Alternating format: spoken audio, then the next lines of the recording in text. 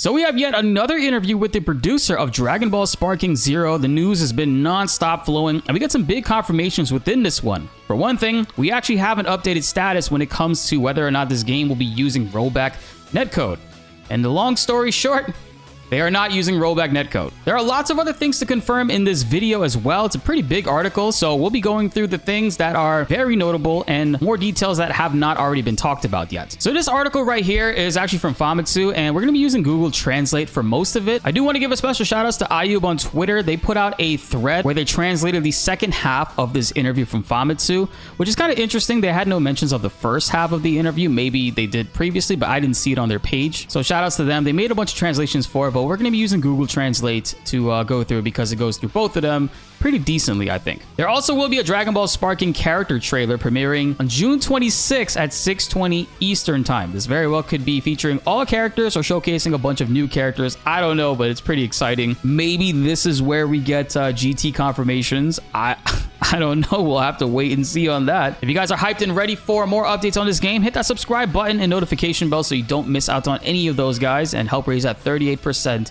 even higher. Now let's get back into this video. An interview with producer Dragon Ball Sparking Zero, staff from the beloved masterpiece Meteor will also be joining the fray and taking on the new generation of Sparking with Strong Love. So the previous Sparking Meteor games, they have a bunch of those devs still on the team that are working on Sparking Zero. So the first question is, please tell us why you decided to revive the Sparking series. Meteor was the last game in the series. It was extremely well made, but I think at the end of the road, since then, many other Dragon Ball games have released, so the Sparking series has been on hold for quite a while. Given the recent changes in technology and the environment, we thought we could deliver the excitement of Dragon Ball battles at a new level. So we thought we should revive the Sparking series once more and decided to take on the challenge this time. And that is true. With Unreal Engine 5, it's giving developers a lot more tools at their disposal to make things that were previously possible a little bit more easier to execute. And for one thing, with Unreal Engine 5, destruction. We're seeing games like Marvel Rivals, for example, being used on Unreal Engine 5, and a big element to that game's gameplay is the map destruction. And it's always been a staple within Tenkaichi. Now they can actually develop it a lot easier and make it look a little bit more prettier. Please tell us why you removed the Z from the title and added Zero from this game. Characters from the movie and Dragon Ball Super will also appear, so this time we removed the Z and called it Sparking Zero. 3 titles have been released in the series so far, but it's been about 17 years since the last one. In fact, this is the first title worldwide to have Sparking in the title, which is true. The series was called Budokai Tenkaichi overseas. This time it will unify the name title and release it worldwide as Sparking Zero. We added Zero to the title, that is to the sequels of the Tenkaichi series, which had numbered titles of 2 and 3. We wanted to follow the tradition and appeal to people who have never played it before, so we chose the easy to understand Zero. This also means that characters all throughout Dragon Ball will be appearing in the game, not necessarily just Z characters. So they removed the title, so you'll be seeing some Dragon Ball characters eventually, Dragon Ball Z characters, Super characters, pretty sure GT characters. They've always been in the Tenkaichi series ever since Budokai Tenkaichi 1, so it would make no sense to not include them in this one. I just don't know whether or not it'll be DLC or will they be in the base game. I personally believe Dragon Ball GT characters should be in the base game, since that was a staple from the original.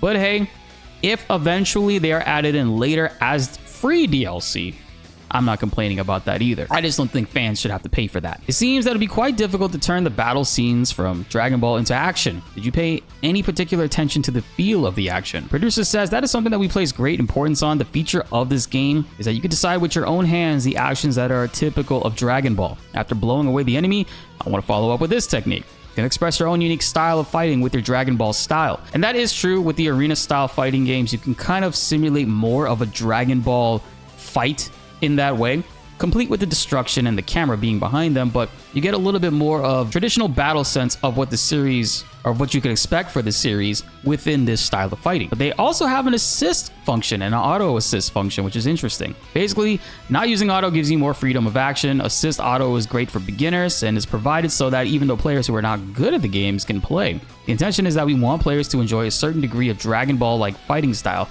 even if they are just repeatedly pressing the same buttons. Therefore, if you want to use different actions depending on the situation, there will be some parts that are difficult to do with the auto setting. Advanced players should turn it off, and those who are not used to it should fight with assist as much as possible. So using the auto assist feature will limit the flexibility of certain combos and executing certain moves right after each other.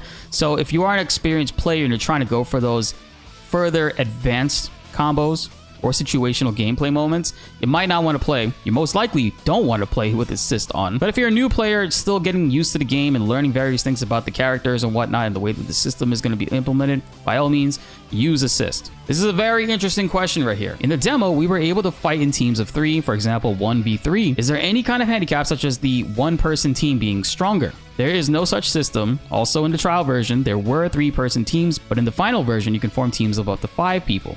In team battles, each character has a cost, and you can freely form teams up to that team's upper limit, and you can assume the strong characters will be inevitably higher. Even with Son Goku, the cost varies depending on the era and whether or not he is a Super Saiyan. Referring to the DP system, in which characters are assigned specific number values, and depending on how strong that character is, their number value could be even higher. So you can see Goku's being in the lower end values if he's in his base early forms with no special transformations whatsoever. But of course, at the higher level with higher transformations, those numbers will be shooting up. And here is the rollback talk. Please tell us about the online battle system. Is there a netcode like rollback? Producer says rollback codes are not being used. Online battles will include ranked matches and casual friendly matches. And then they kind of don't really elaborate into that, which is interesting. I always thought, personally, I was very uneducated to the way that rollback would work, and I always thought that maybe it would be more difficult for a 3D fighter to implement it, right? We know recently with Tekken 8, being on Unreal Engine 5 as well, has implemented rollback in the best possible ways, and it is technically a 3D fighter, but not to the extent of where destruction and characters traveling across the screens are in Tenkaichi or Sparking Zero. So I actually stumbled across this article talking about rollback in particular. There's a specific individual named Keats who has worked on one of the first games to feature pristine, buttery, smooth implementation of rollback, Killer Instinct. He also worked on Dive Kick and worked on Rumbleverse as well. Suffice to say, he knows what he's talking about. In fact, he's one of the major reasons why anyone in this community even has an idea of how rollback works exactly. He's gone extensively out of his way to really educate and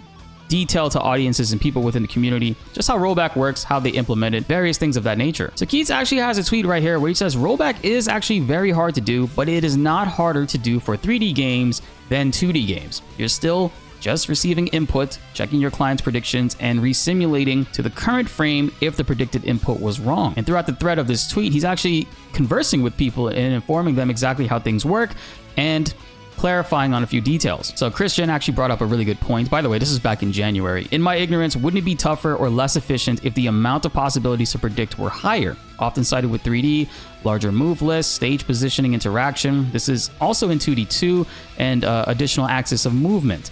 He says, no, you just send inputs across the wire, not actions. The predictions are simple.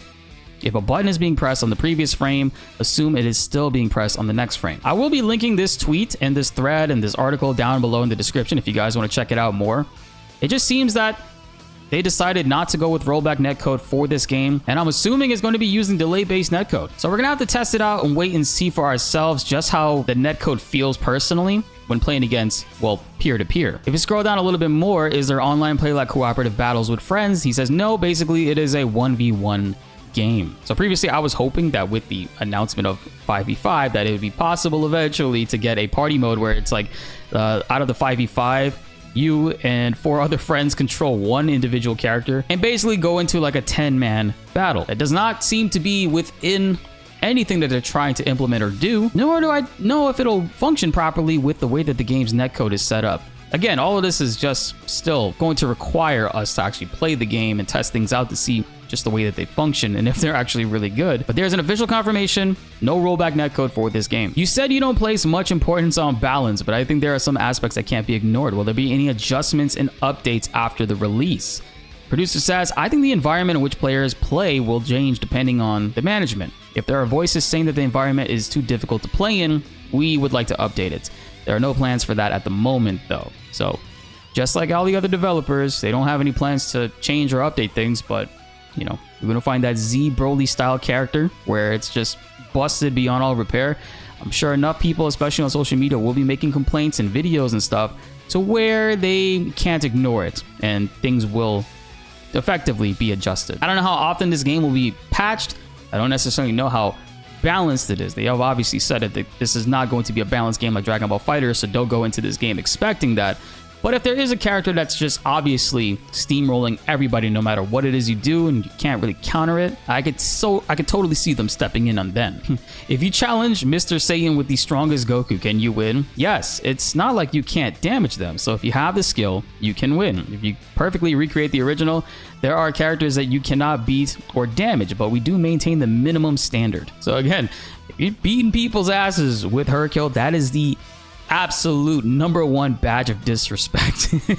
So I think everybody should have a Hercule pocket character. Just saying. If ranked matches end up in an environment where everyone is the same character, will you make any adjustments to the strength of the characters? Again, another balancing question. It's a difficult part, but if it's within our expectations, it will remain that way. If we feel that the environment is ruining the fun for players, we would like to improve it. So again, depending on the player feedback, they will be adjusting things. There's another good question in regards to the perspectives that they're doing in the episode battles. You can enjoy some scenes from a subjective perspective, but are there perspectives other than Goku's? Producer says it will be from the perspective of the main character that you chose to play as in that particular episode battle. So there will be others besides Goku. However, we can't reveal at the moment right now who the other main characters are, so please wait for further information to find out whose perspective you will be able to see. I'm pretty sure characters like Vegeta, Gohan, Piccolo, Trunks will be playable within episodes, but they are keeping it quite a secret, so we're gonna have to wait and see exactly who the other ones will be. This question is in regards to any public demos that might be available for players to download, the general public. Are there any plans for general players to try out the game in the future? Producer says we'd like to provide as many opportunities as possible for people to play the game, but we can't talk about specifics at the moment. We do know that there is going to be a playable demo at Anime Expo in LA. That's actually coming up next week. So if you're there in person, you'll be able to play the game. But as of right now, they're not saying if there is going to be a demo that will be downloadable across consoles and Steam. I hope there is, and I'm pretty sure there will be. But obviously, it is way too early for them to talk about that now. The game is a little over 3 months away. I would expect to see a demo or demo talks when we're within a month of release. The main part of this game is complete, and we are currently in the process of polishing it up by balancing and checking for bugs, which is great because every new footage that we've been seeing, we're seeing certain elements being improved on, whether that's the camera, the color, and the way the particle effects are working. Things are looking better each and every single time we see the game. So ultimately, this is not the finalized version that we've been seeing. It's going to continue to improve going forward. And if you guys have a lot of feedback and a lot of concerns about certain things, it is always great to drop a comment and also make posts in general to talk about these things. I will be compiling a video of all the list of complaints, so this way we can kind of gauge feedback that way together and give the devs an opportunity to really see what areas that they should be focusing on. I'm sure that they have a lot on their plate already, but it's always great to have these cross-reference and ready. So that actually was the first half of the interview. The second half of the interview right here talks about a bunch of other things, and this is what Ayub actually translated for us early this morning. The interviewer says here, as an action game, I think the Dragon Ball Raging Blast series was a spiritual sequel to Sparking. Judging from the title, it is a sequel to Sparking after all. The producer says, yeah, that's right, Raging Blast series is a series that was made in a different direction from the Sparking series while inheriting the fun of action. We had heard from fans that they wanted to play a new Sparking series, so we decided to take on Sparking this time. Even though it branched out into Raging Blast, there was a gap of 17 years, and I feel that the perfection of Sparking Meteor was too high. He said, we believe that Sparking Meteor is extremely well made, both in terms of the range of action and the number of characters. Since then, the technology, platforms, and other aspects of the environment have evolved significantly over the years, so we felt that we can make the latest installment in the Sparking series in the current environment. It would surely surpass the previous installment, and we were finally able to take the plunge. So Sparking Zero is going to be combining all the best elements of the Raging Blast series, Sparking Meteor, and Tenkaichi into one. The interviewer says, when I tried out the game, I was very happy that as a fan, I felt it was the very essence of Sparking. There are some new actions such as short dashes, but the basics seem to follow the feel of the series. Which the producer says, thank you. I wanted you to enjoy the fun of Sparking as it is. I try to make a few changes as possible to the base system, and I'm relieved that I got the reaction that I aimed for. On top of that, I've introduced systems such as the revenge counter and super identification to increase the range of tactics. The field is much larger than before, and I added a short dash to allow for more detailed actions. As for new elements, there are new elements used in battle between the advanced players, but I prepared them so that you can enjoy a deeper Dragon Ball battle experience. And carrying on into that, the interviewer also says, this series is a game where if you don't defend well, you are often attacked one-sidedly. I felt that the introduction of Revenge Counter made it easier to defend, which I think is a great inclusion personally. Having more defensive options to break up people's offenses whenever you're able to, within reason of course. valuable resources. That's always welcomed in a fighting game. Producer says that's true, but if anything, it's the result of emphasizing the action of Dragon Ball. In Dragon Ball, there are scenes where you can counterattack while being attacked and land a counter. We introduced this new system based on the opinion that that's what Dragon Ball is all about.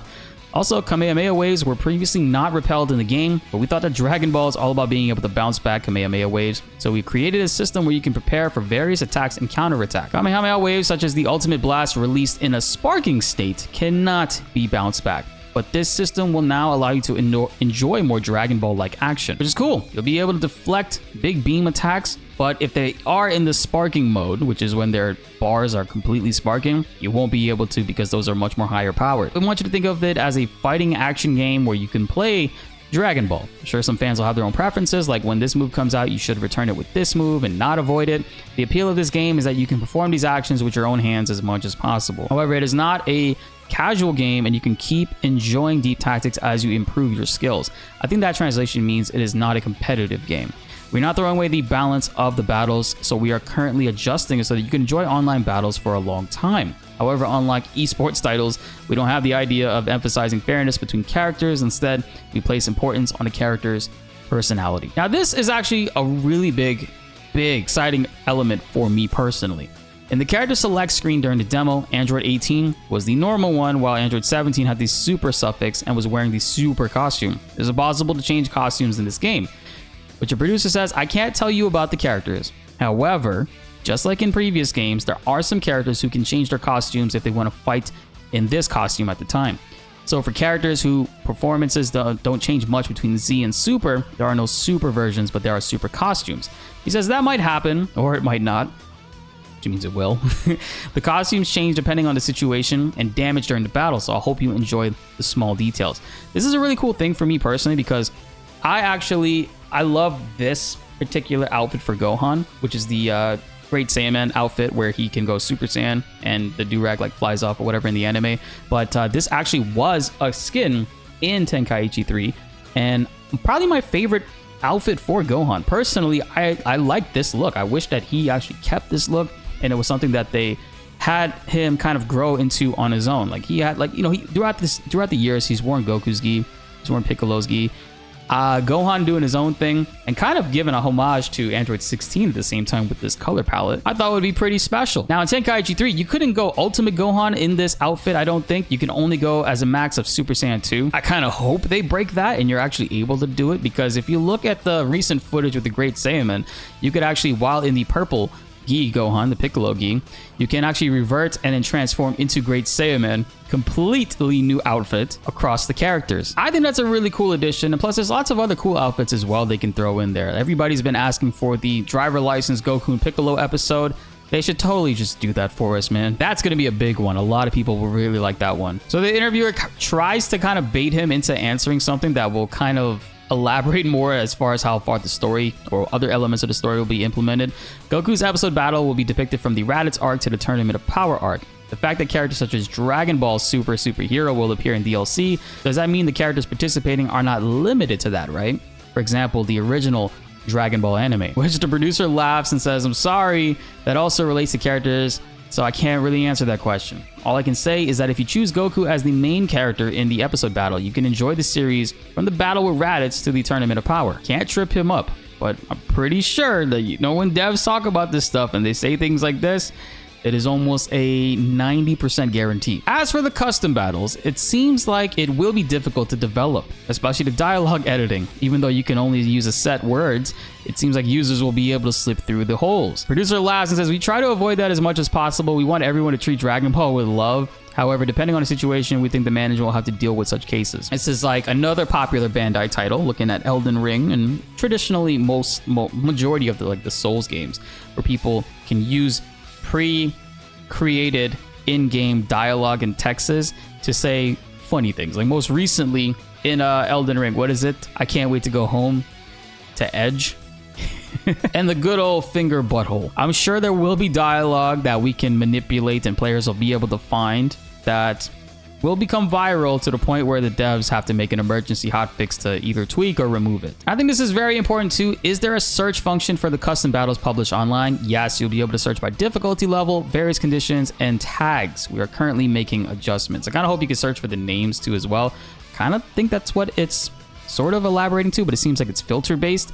But I would like to look for you guys as ones that you guys create and comment down below in our video so I can check them out and try to defeat those challenges. This feature is going to be used a lot by Dragon Ball fans, so it's going to be very smart on their end if they just continuously expand on it and keep on updating it to perfection. You said there will be unlockable elements, but what do you imagine them to be? Will you be able to save up points and purchase them? You said some elements can be unlocked by collecting points and some can be unlocked by clearing episode battles. As I mentioned earlier, some can be unlocked in extra battles. Maybe we can unlock extra outfits that way. We'll have to wait and see how they do that. By the time that this video that I'm making right now is posted, this trailer will probably be out. It seems like tomorrow at 6:20 Eastern time, that's 3:20 Pacific time, they will be dropping a new Dragon Ball Sparking character trailer, which is interesting. I wonder if this is going to be they're going to be unveiling all 164 characters that are going to be within the base roster. Maybe this is where we get GT confirmations. I don't know. We'll have to wait and see on that. Yeah, for me, I'm on the East Coast, and it says June 26th at 6:20 p.m. is when we can expect for this trailer to drop. I don't know how long it's going to be. It is a character trailer, so it could be anywhere between 5 to 10 minutes. It could be like the Dragon Ball FighterZ trailer, where it goes through each individual character that you can play as within the character select screen. But with 164 characters, man, that's quite a lot. I'm hoping for you guys. I'm hoping for all of us in the community that GT is included in the base roster. And if there's anywhere that they would confirm it, it would probably be here, the character trailer, which is not really signaling out anybody. And if you try to read the bio, they keep it pretty vague. So we'll have to watch and try to find out what exactly is going to be happening here. What a crazy sequence of articles. Yeah, confirmation on rollback. Got some very cool details when it comes to character skins and more various things within the game. It really feels like it's just non-stop when it comes to things Dragon Ball Sparking related, and the game is less than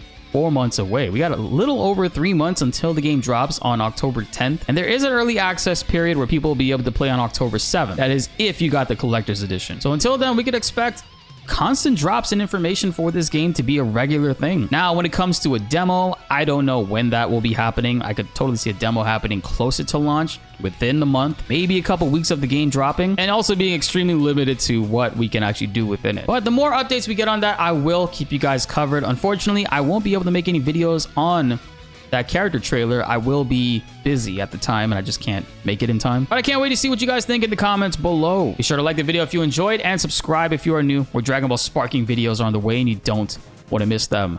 My name is BltzZ and thanks for watching.